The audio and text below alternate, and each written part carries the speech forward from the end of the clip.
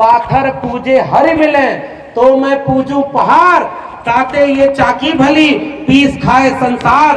अरे इन दोनों राह न पाई, हिंदुन की हिंदुआई देखी, तुर्कन की तुर्काई, अरे इन दोनों राह न पाई। ये कहना उस समय कबीर के लिए आसान था क्या? लेकिन आज कबीर होते तो कबीर के घर पे बुलडोजर चल गया होता, यूएपीए एनएसए लग गया होता कि नहीं? क्या लिखा उस कबीर ने? मोह को कहां ढूंढे रे बंदे, मैं तो तेरे पास में, ना मैं मंदिर ना मैं मस्जिद ना काबे कैलाश में, ना मैं जप में ना मैं तप में ना मैं व्रत उपवास में, खोजी हो तो तुरते मिली हो पल भर की तलाश में। कहे कबीर सुनो भाई साधो, सब श्वासों की श्वास में। इस मंदिर मस्जिद की लड़ाई को तो बहुत पहले ठोकर मार चुके थे।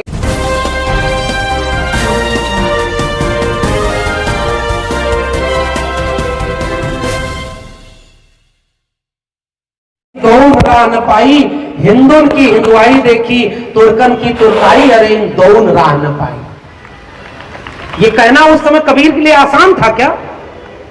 लेकिन आज कबीर होते तो कबीर के घर पे बुलडोजर चल गया होता, यूएपीए एनएसए लग गया होता कि नहीं?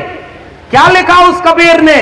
मोह को कहां ढूंढे रे बंदे, मैं तो तेरे पास में, ना मैं मंदिर ना मैं मस्जिद ना काबे कैलाश में, ना मैं जप में ना मैं तप में ना मैं व्रत उपवास में, खोजी हो तो तुरते मिली हो पल भर की तलाश में। कहे कबीर सुनो भाई साधो, सब श्वासों की श्वास में। इस मंदिर मस्जिद की लड़ाई को तो बहुत पहले ठोकर मार चुके थे। उस कबीर को बाबा साहब ने अपना गुरु बनाया था।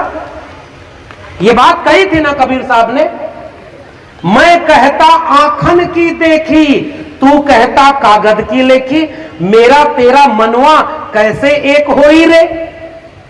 मैं हिंदी पढ़ाता हूं, घर जाकर बच्चों को टेलीविजन बंद करके उन नेताओं के भाषण को बंद मत दिखाइएगा जो कहते हैं 80% हिंदुओं खतरे में हो, चलो मस्जिद पर हमला करने जाना है। उनसे रोक कर कहिए कि ये हिंदू युवा वाहिनी, ये बजरंग दल, हिंदू रक्षा दल, तमाम हिंदूवादी संगठन जब धर्म खतरे में बताते हैं तो सड़क पर आ जाते हैं। हमारे विद्यालय, हमारे स्कूल, हमारी शिक्षा, हमारी नौकरी और कोरोना में लाखों लाख लोग मर गए, तब उन्हें बचाने सड़क पर क्यों नहीं आए? ये केवल दंगा कराने के लिए सड़क पर आते हैं और कहते हैं कि हम हिंदू हैं।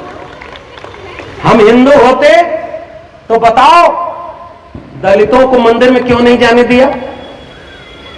सुनीता देवी उत्तराखंड में एक महिला खाना बनाकर स्कूल के बच्चों को खिलाती थी। सवर्ण बच्चों ने कहा कि ये दलित है, इनके हाथ से खाना नहीं खाएंगे, तब हिंदू धर्म खतरे में क्यों नहीं आया?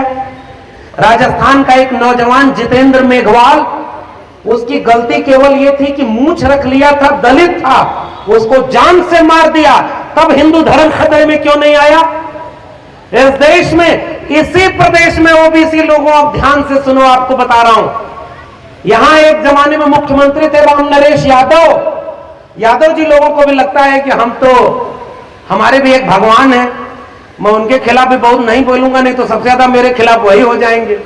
मुझसे सब कहते हैं कि ये यादव थोड़ा ही अम्बेडकरवादी हो गया है। मैं कहता हूं कि देखो, मुझे पढ़ने का मौका मिला, मेरे हाथ से कुदाल फावड़ा छीनकर मेरे परिवार वालों ने, भारत के संविधान मंडल कमीशन ने किताब और कलम पकड़ाई, मुझे समझ में आ गया कि फूले अम्बेडकर पेरियार हमारे हैं। जिस दिन तुम्हें भी पढ़ने का मौका मिल जाएगा, तुम भी समझ जाओगे कि अम्बेडकर उनके नहीं, हम सबके हैं। फूले हमारे हैं, पेरियार हमारे, केवल इतना ही है। हमारे यहां तो भगवानों की भी जाति बता दी। इसी प्रदेश का मुख्यमंत्री बोलता है ना, नाम नहीं लूंगा नहीं तो बुलडोजर। इशारे में समझिए, इस देश में योगी बनने के बाद सबसे पहला काम होता है कि अपनी जाति छोड़ देते हैं। इस देश का मुख्यमंत्री योगी बनने के बाद कहता है कि मुझे गर्व है कि मैं क्षत्रिय वंश में पैदा हुआ हूं, उसमें जिसमें राम पैदा हुए। अगर राम क्षत्रिय थे तो राम हिंदू नहीं थे, फिर राम सबके कैसे हैं? और आज तुम कहते हो कि जो राम को लाए हम उनको लाएंगे, फिर भी जीत जाते हो। हम तो उसका विरोध करते रहेंगे ना। अगर राम तुम्हारे थे तो उनकी जाति नहीं होनी चाहिए ना। भगवान की जाति किसने बताई? हनुमान की जाति किसने बताई? हमने बताई क्या? इस देश में जो प्रधानमंत्री बना है ना, 14 तक जब गुजरात का मुख्यमंत्री था तो नहीं बताया अपनी जाति। जब प्रधानमंत्री का चुनाव आया तो मन से कहता है मैं ओबीसी समाज का हूं, मैं पिछड़ा हूं। इस देश में जब राष्ट्रपति बनाया गया तो प्रेस कॉन्फ्रेंस करके दुनिया की सबसे बड़ी पार्टी के अध्यक्ष ने कहा कि हमने एक दलित को राष्ट्रपति बना दिया है। जब तुम्हें जाति का लाभ लेना होता है तो तुम जाति बताने लगते हो, और जब मुसलमानों के खिलाफ दंगा कराना होता है तो कहते हो 80% हिंदुओं तुम खतरे में हो, हम सब एक हैं, चलो हिंदू राष्ट्र बनाना है। ये मुश्किल बात है कि नहीं? पहचानिएगा उन लोगों को जो जाति के नाम पर आपको बरगला रहे हैं। आज एक दौर ऐसा भी है कि हमारी आपकी जाति के भी कुछ लोग उनके खेमे में बैठकर आपको भी लगता होगा कि हमारी जात बिरादरी का आदमी उधर है, सही है, चलो कुछ काम तो करवा देगा। जरा पूछिए कि 69,000 शिक्षक भर्ती घोटाला हुआ था, ओबीसी समाज के लोग मारे गए, ओबीसी समाज का उप मुख्यमंत्री था, एक काम नहीं कर पाया। जब चुनाव सर पर आया तो 69,000 शिक्षक भर्ती घोटाले को मान लिया गया कि हमने गलती की।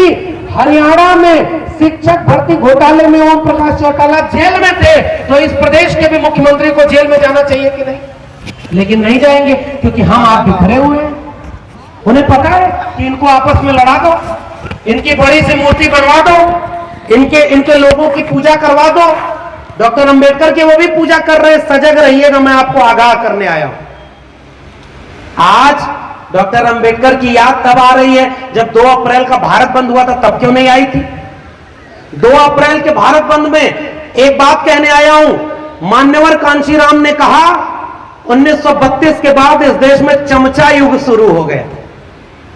अगर आप भी बाबा साहब के सपनों का भारत बनाना चाहते हैं तो मेरी एक अपील, एक गुजारिश, माताओं बहनों याद रखिए, यहां से जाते हुए देखिए जन्मोत्सव में एक स्टॉल लगा हुआ है, गुलामगिरी और जाति का विनाश, भारत का संविधान और मंडल कमीशन, 4 किताबें घर घर पढ़ाइए।